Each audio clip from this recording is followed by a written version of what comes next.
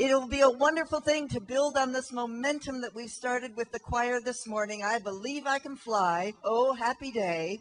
With our first speaker, who actually ended our program last year, and she had us on such a high when we ended that we thought, let's bring her back this year and have her start SalonLife'07. She comes to us from down under in Australia.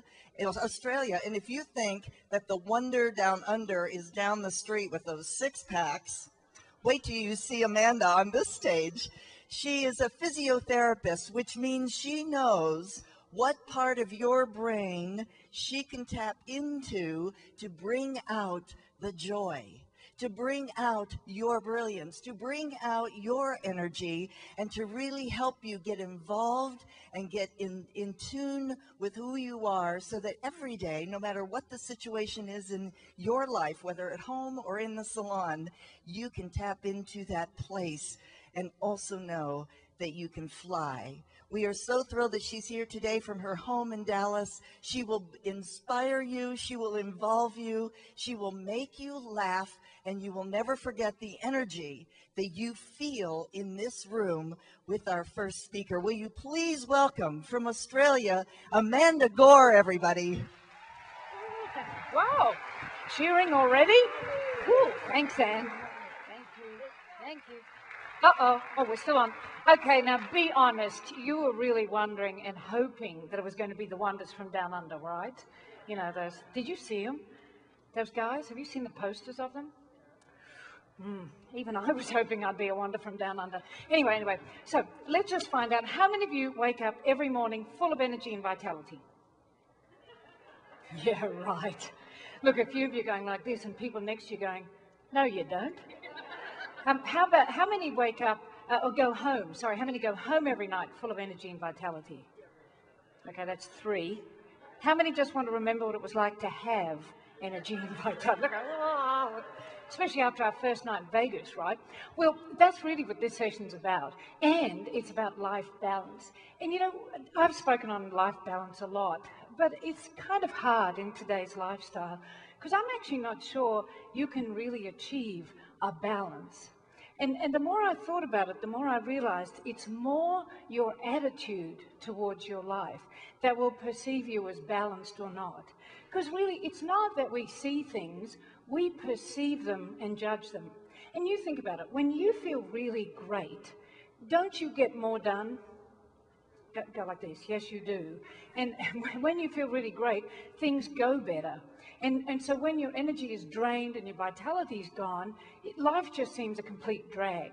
And I do have to ask you something, guys. If you're sitting at a table where you're by yourself, like that gentleman in yellow, hello, you have to move.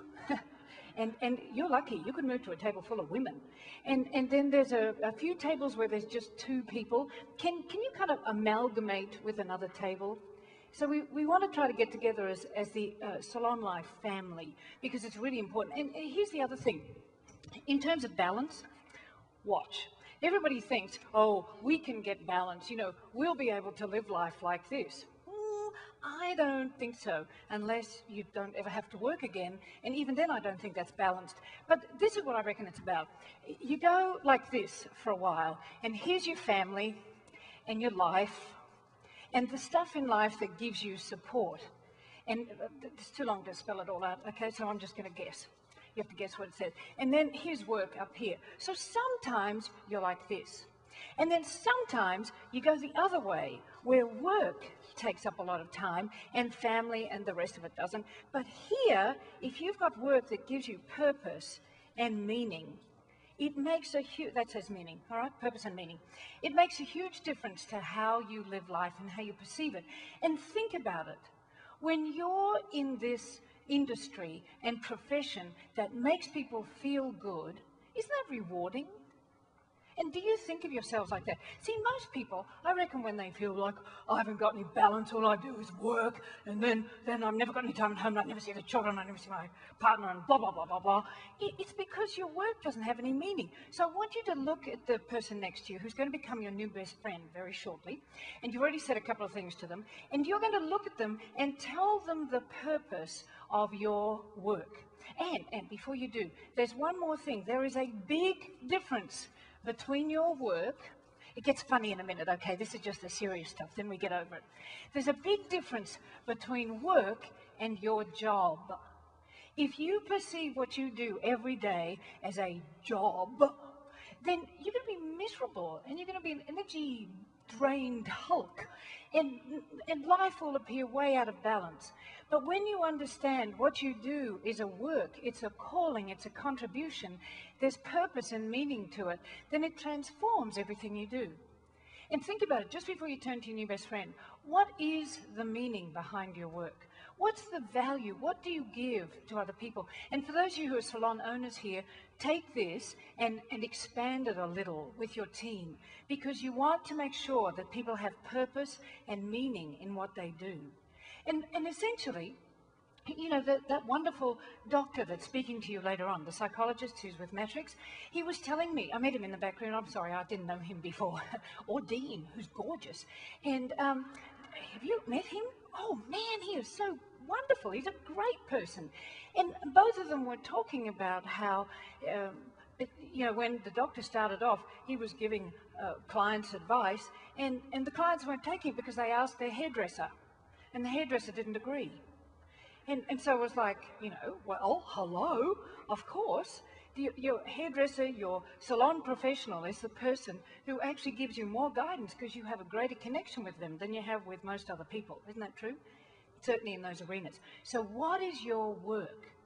Your job, if you consider it a job, it's like, I style hair. I'm a colorist. Yes, I love my work. You know, I go every day, I drive, I stand there, I look at the ceiling, I get the foils, I go like this. And then I do it again. And then I do it again. I mean, you might as well stab yourself now and die. It'll be quicker and easier, you know? Like, don't do this to yourselves. So, on the count of 3, you're going to turn to the person next to you, soon to become your new best friend, say, hello, new best friend. And then I want you to tell them the meaning, the value, the purpose of your work, what you do every day. And I would think they'd be things like, I make people feel great about themselves. And you think of the value of that, you can transform. So, I mean, why do you think all these reality TV programs like Total Makeover and other stuff like that have come on the scene? Why are they so big? And you watch people go from, you know, they're still lovely people. They have good hearts, and they don't look dreadful. They don't scare small children in the street. And yet they come into this program and they're transformed into these shapely, beautiful haired, great teethed people. I would never go through that pain myself. I'm happy with the crooked teeth. And you know, at the end of it, they say their lives have changed. And everybody in their family's going, oh, and they're crying, and there's, oh, I never thought I'd see them this happy. And what happened? All we did was change the way that they feel about themselves by changing some of the external stuff.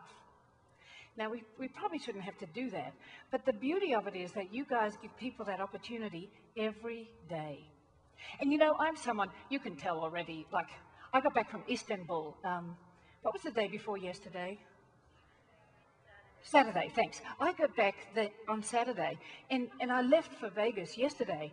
Like, you know, so I couldn't get to a hairdresser or anybody to help me, and so I'm sorry. You're probably all sitting there thinking, oh my gosh, where did she go? Oh, look at those roots. Sorry, lucky I'm higher than you, so it's not that obvious. But Dean is very tall, and he spotted them straight away. But I'm the sort of person that, as he would, I'm the sort of person that I'm a Philistine with hair. I try really hard with hair and makeup, but I'm just lousy at it. So when I go to a stylist who does something that I can do easily and I feel like it looks okay, it really does make a difference. And you all know this. But I wonder if you often stop and really take it into your hearts, the significant difference that you can make to other people.